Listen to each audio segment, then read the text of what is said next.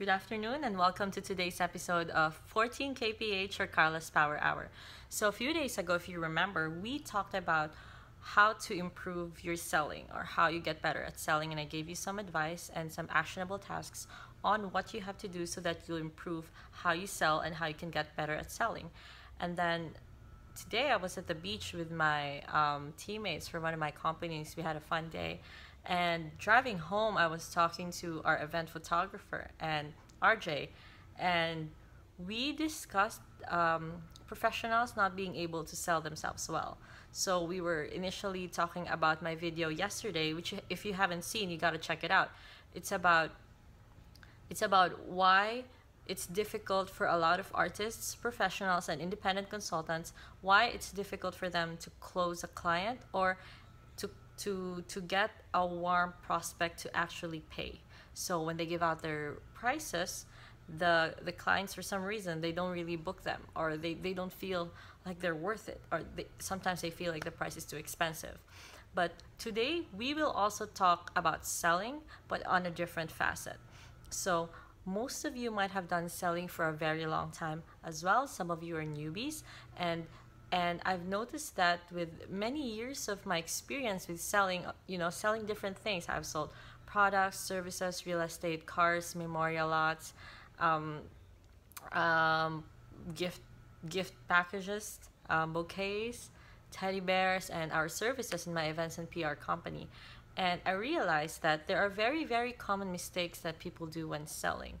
And so in this video, in today's episode of 14 kph, we will discuss my top 5 selling habits that you seriously need to drop. So these are things that I see a lot of salesmen still do, even if they consider themselves veterans when it comes to selling. So there are people who will think, but I've always sold this way, I've always sold products this way. But you can still do better. There are still better ways to sell something, and these 5 habits, they're definitely the ones that you should drop right away. Okay, so first we will start about curiosity. So one habit that you need to drop is you not being curious enough. So when you're getting to know your client, you should ask more questions than talk, right? You should tell them, you should uncover what their needs and wants are. You should uncover their motivations, how their regular day goes, and how your product or your service can help them in their regular days. And even if you'd never, or even if it takes time to actually go face to face with a customer, if you are just curious enough to at least find this out, and if you're curious enough to ask questions to the people that you trust, maybe have a business coach or a mentor that you trust, then you might, there's a high likelihood for you to get to the answers faster and even get better answers because of that. So the next habit is also linked to being curious, and that is talking instead of listening. So I saw this story about an executive who, when he hires his salesman, he always asks them to sell something to him. He would pick up a pen or a bag or whatever, and he would always tell them, how would you sell this bag to me, or sell this to me, or something like that.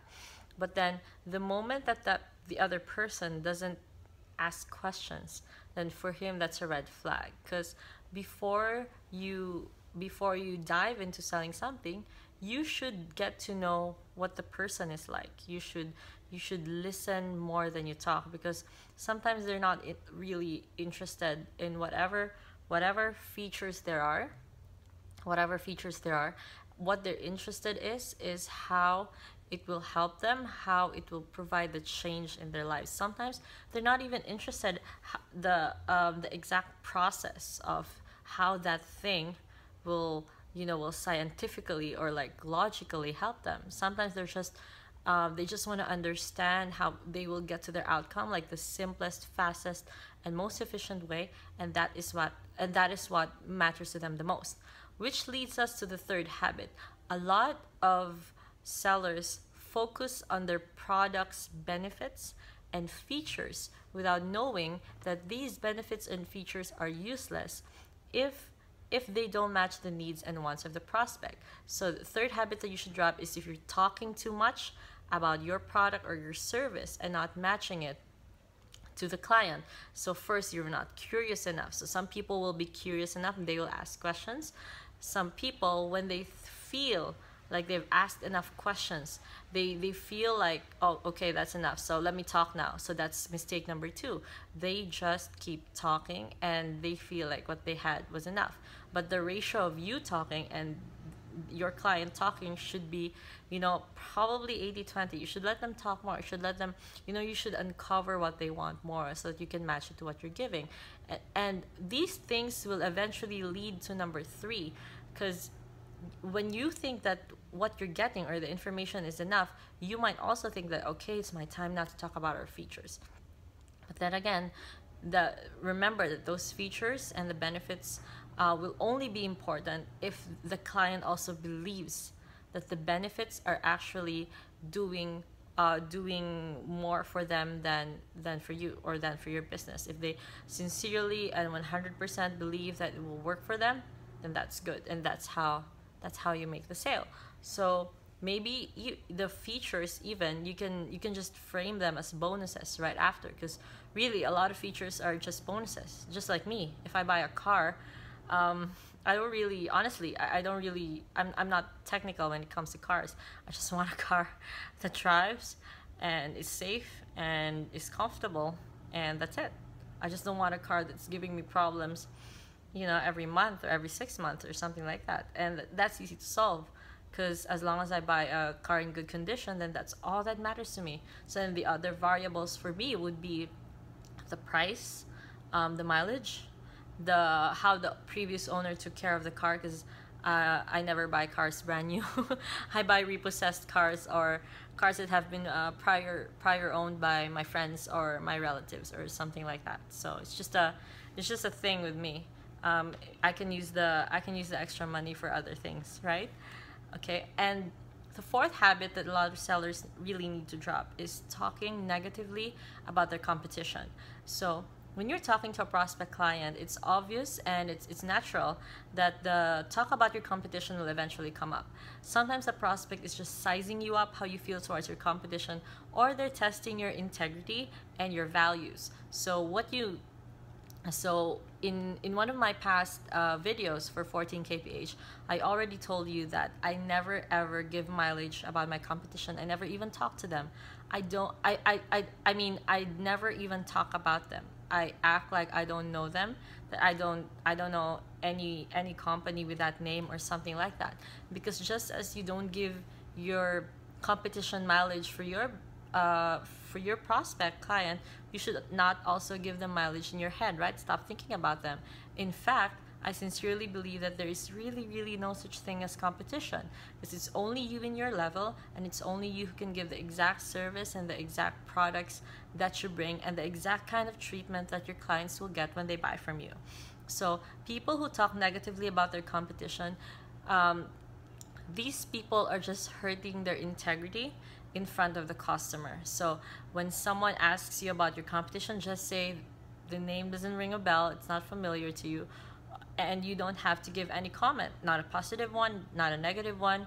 You can just say you don't know, right? So, and then you can start talking about the other more important things, like what you're offering them, what they gain, what extras or bonuses you can give them. And these are the things that your client will appreciate more. Lastly, the last habit that a lot of sellers definitely need to drop for me is sounding too desperate for a sale. So I see a lot of copywriters write about their programs or other people's programs. I see a lot of things being sold online, and it really reeks of desperation. Like, you can really tell there's a difference between offering scarcity and making it a feature of your copy versus something that just sounds desperate. And if someone is desperate, what do people usually do? They repel other people. For example, if you are hanging out with someone and that someone's just all desperate and bad vibes. It's icky, right? It's awkward. You don't want to hang out with that person anymore. When I was single, and if there would be a guy who's like so desperate for my time, it's like I think of him like different. I think of him differently, and I think of him less because of that, right? So desperation is more obvious than it is, and if you're actually really desperate, then you should be careful about maybe making big announcements or something like that, because sometimes you think that people might not see it, but people will always see it, and your clients will see it. And the more that you act like you want to really close the sale, the more that the client will feel like they don't want to be closed, or that you're just chasing them. So what's the instinct? What does our instinct dictate? If someone's chasing you, what do? You run, right? So if you if you want your clients to run, then sound desperate or sound like you're chasing them. That said, don't ever dip your prices just to get a client. Don't negotiate, except for like little things that don't really mean a lot.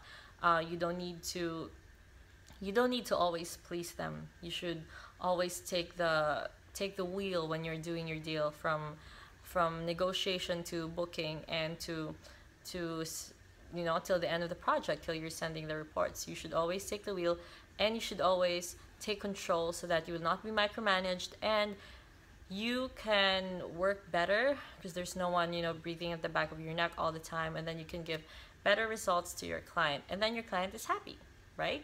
So okay, let's recap. 5 very bad habits that you need to seriously drop right now. First is if you're not curious enough, don't ask enough questions. Maybe you don't have to ask them out loud, you just have to think about it. Number 2, if you talk more than you listen. You have to listen to your client first, because just like with dealing with your spouse, your client's not stupid. They know what they want, and you don't have to debate with them. Number 3 is if you focus on the features of your product without really linking it to the actual benefits that they will get when they're getting your product or your service. Number 4 is if you talk negatively about your competition. This affects your image and your integrity in front of the client. And lastly, you will repel your clients if you sound desperate for a sale. Okay? So people can smell desperation from a mile away, and the natural instinct for people when someone's desperate or someone's chasing them is to run. So when you do it, instead of you trying to convince a client by offering other things just to close the sale, they will feel like something's up.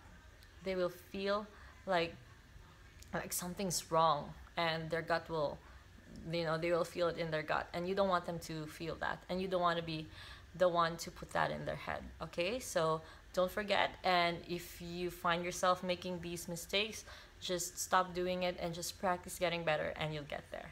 So see you tomorrow for another episode of 14 kph. I'm having a lot of fun, and I hope you are too. Bye.